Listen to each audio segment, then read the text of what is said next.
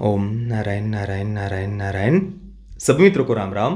दोस्तों, आज से 8 वर्ष पहले 2014 में डायरेक्टर रवि जाधव की टाइम पास से Marathi teenage romantic drama film release हुई थी, जिसे दर्शकों ने बहुत पसंद किया था। बॉक्स ऑफिस पर भी उस फिल्म ने धमाल मचाई थी। उसके अगले ही वर्ष 2015 में उसका second part time pass 2 release हुआ था और उसमें कहानी पिछली फिल्म से 15 वर्ष आगे बढ़ गई थी। और अभी उसके 7 वर्षों के बाद में 2022 में टाइम पास 3 रिलीज हुई है और इस बार कहानी हमें 15 वर्ष पीछे ले गई है। यानी अभी जो दगड़ू का कैरेक्टर है वो फिर से एक बार प्रथमेश परब ने प्ले किया है।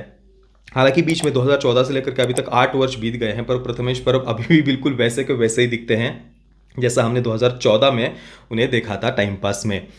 तो अभी ये जो दगड़ू का कैरेक्टर है उसने जैसे तैसे करके 12वीं की परीक्षा पास कर ली है। 36% उसे मिले हैं 12वीं में और अभी वो कॉलेज जाने वाला है। तो कॉलेज जाने से पहले वो एक प्रण लेता है, निश्चय करता है कि वो जो थोड़ी बहुत गुंडागर्दी वगैरह पहले करता था उन सब बातों को वो अभी छोड़ देगा और एक सीधा साधा जीवन वो जिएगा, मेहनत करेगा, अपने परिवार की, अपने पिता की वो मदद करेगा। पर अब जब वो कॉलेज जाता है तो उसके जीवन में आती है पालवी। पालवी के जो पिता है दिनकर पाटिल, संजय नार्वेकर ने कैरेक्टर प्ले किया है। उनको एक भाई दिखाया है, छोटी मोटी वसूली वगैरह करना, इस प्रकार का वो काम करते हैं। अपने पिता की तरह पालवी भी थोड़ा टपोरी लैंग्वेज में बात करती है, मार धाड़ वगैरह करना इसमें उसका हाथ साफ है। मतलब कोई नई बात नहीं है ये सब बातें उसके लिए। पर हृदय की वो बहुत अच्छी है और वो एक ऐसे लड़के से प्रेम करना चाहती है जो सीधा साधा हो, जिसका ये गुंडागर्दी वगैरह इससे कोई कनेक्शन ना हो। तो वो जब दगड़ू से मिलती है, वो दोनों ही एक दूसरे से जब मिलते हैं तो दोनों ही एक दूसरे को पसंद करने लगते हैं। अब इसके बाद दगड़ू और पालवी के जीवन में उनकी इस लव स्टोरी में आगे क्या होगा, ये कुल मिलाकर टाइम पास 3 की कहानी जानने के लिए आपको फिल्म देखनी पड़ेगी।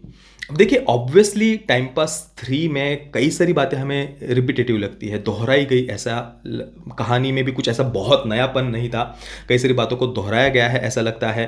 एक तो प्रथमेश परब ने 2014 में जब दगड़ू का कैरेक्टर प्ले किया था, उस कैरेक्टर को बहुत पसंद किया गया था और उसके बाद से अभी तक इन 8 वर्षों में कई सारी फिल्मों में प्रथमेश परब ने सेम बिल्कुल वैसा ही कैरेक्टर अलग अलग फिल्मों में प्ले किया है। इस कारण से उस पात्र में भी नयापन हमें नहीं लगता। उसका वो बोलने का तरीका, कपड़े वगैरह हम अब बहुत बार, कई बार हम ऑलरेडी देख चुके हैं, तो वो नयापन हमें फील नहीं होता टाइम पास 3 में। पर फिर भी मैं कहूंगा कि टाइम पास 2 की अपेक्षा टाइम पास 3 मुझे थोड़ी बेटर लगी। टाइम पास 2 मुझे पर्सनली उतनी पसंद नहीं आई थी। बॉक्स ऑफिस पर भी उसने कुछ खास ऐसा कलेक्शन नहीं किया था, ठीक ठाक कलेक्शन किया था। तो टाइम पास 2 से टाइम पास 3 मुझे थोड़ी बेटर लगी। पर फिर भी पहली फिल्म से इसको बिल्कुल भी कंपेयर नहीं किया जा सकता। पहली फिल्म में जो कहानी थी, जो फिल्म की थीम थी, उसमें बिल्कुल एक नयापन था, वैसा हमने उससे पहले कभी कुछ देखा नहीं था। और सबसे मुख्य तो उसके जो सॉन्ग्स थे उन्हें अभी भी बहुत पसंद किया जाता है, बहुत फेमस हुए थे वो सॉन्ग्स। और वैसा कुछ प्लस पॉइंट टाइम पास 3 में हमें देखने को नहीं मिलता। ना ही कहानी में कुछ नयापन था, ना कैरेक्टर्स में कुछ नयापन था।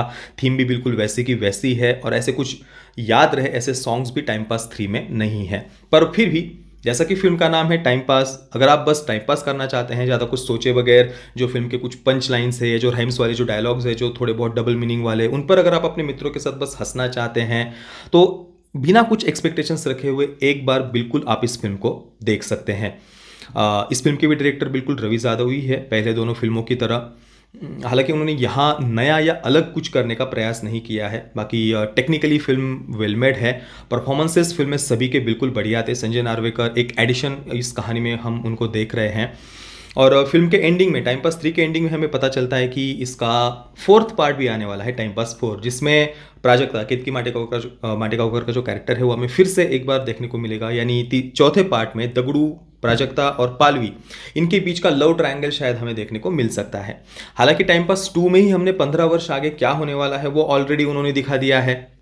तो अभी टाइम पास 4 में जो बातें वो लव ट्रायंगल वगैरह दिखाएंगे भी, तो उसका कोई मतलब होगा ऐसा मुझे नहीं लगता। या तो फिर टाइम पास 2 को पूरी तरीके से इस टाइमलाइन से इरेज कर देना पड़ेगा, तब जाकर सब बातें एक के बाद एक फिट होंगी, ठीक से बैठेंगी।